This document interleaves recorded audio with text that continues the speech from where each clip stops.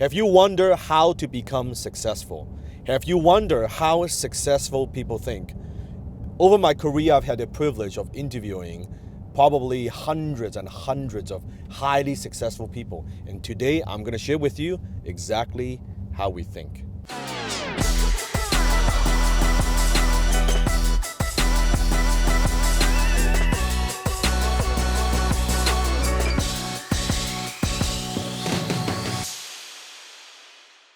To become successful, I think the very first thing you have to understand is this, that successful people, we think very differently from the rest of the society.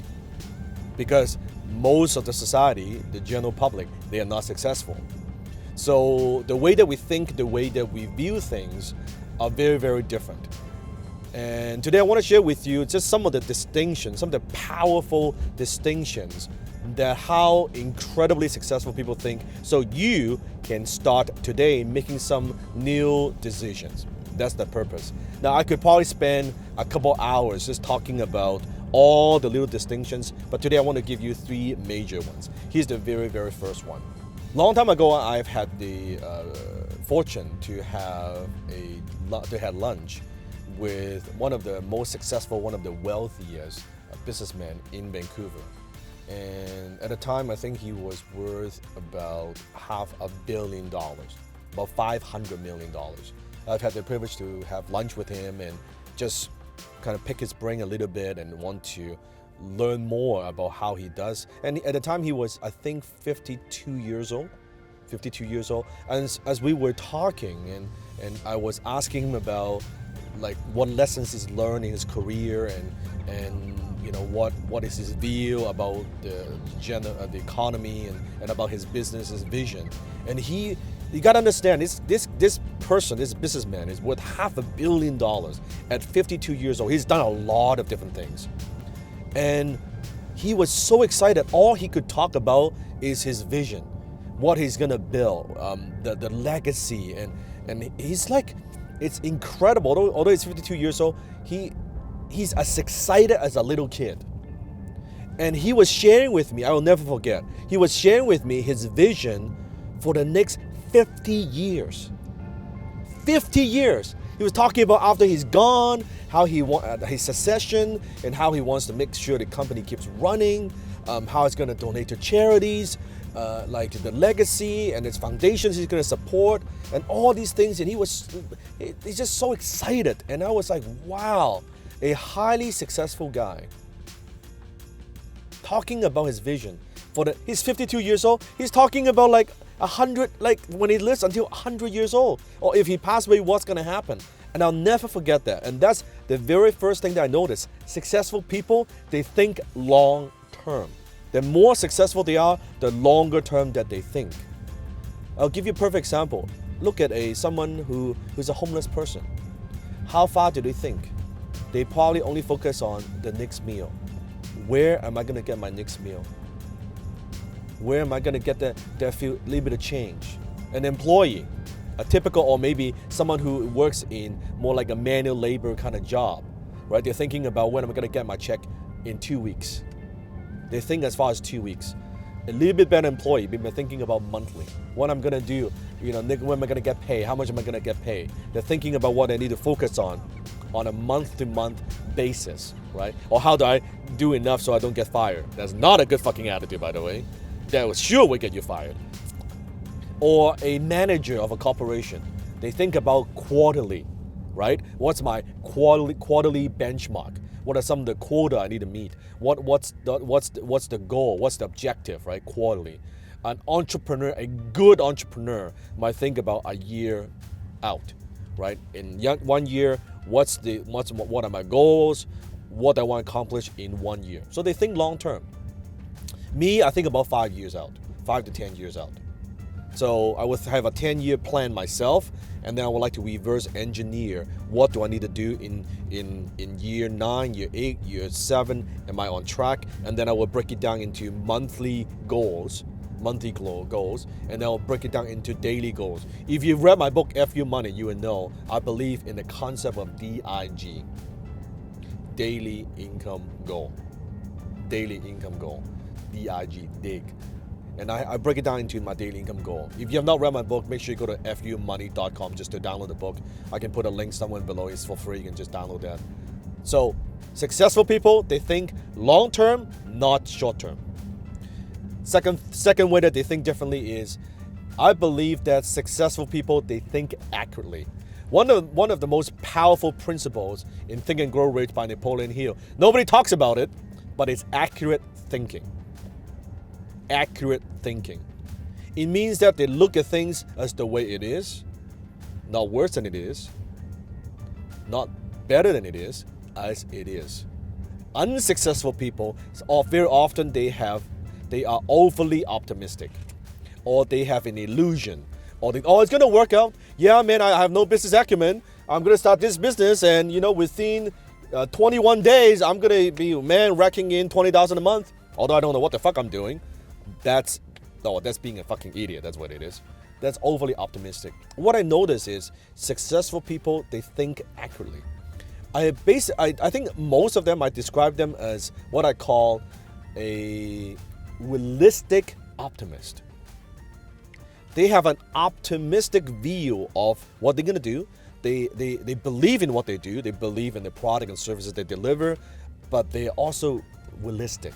They look at, you know what? This is where I'm in. This is where I want to go. What are some of the obstacles in between? Right?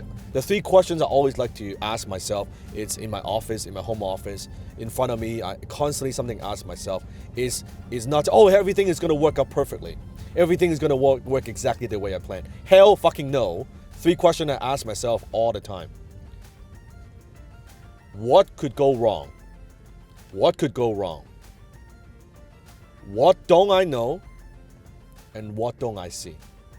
So what could go wrong? What don't I know? What don't I see? Those three powerful questions, something I want you to think about.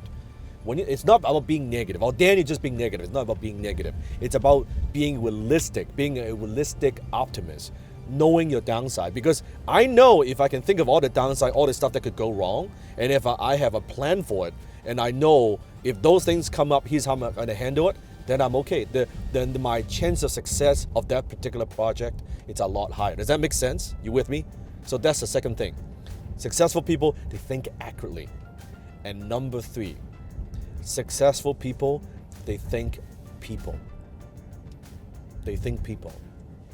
I notice unsuccessful people very often, they are very, very selfish. They only think about themselves. What am I going to get? Right? It's always a very kind of win-lose mentality, especially people are desperate for money. And that's why successful people, we like to do business with successful people. Because we know that the success of that deal, yes or no, is not going to affect our lifestyle. So we don't have that needy energy. You know what I'm talking about? When I deal with people who are needy, they have that desperate, needy energy. And you know what? Needy is fucking creepy. And that's why successful people like deal with successful people. They know your mentality. They know you have more of abundance mindset. And chances are, you might not necessarily guarantee, but you might not, fuck them over a little bit of money, right? Because no fucking bank ever been robbed by someone pulling up in a limousine. Never. It just doesn't happen, okay? Over the years, all the deals I've done, people who fuck me over and stab me in the back, guess what? It's people who are desperate for money, people who are unsuccessful. 9 out of 10 when I do business with other successful people, handshake, it's a simple deal. So, successful people, they think about people. They think about their customers. They think about their employees. They think about their vendors. They think about how can I deliver more value to the marketplace. That's the reason why they're successful in the first fucking place, you think about it.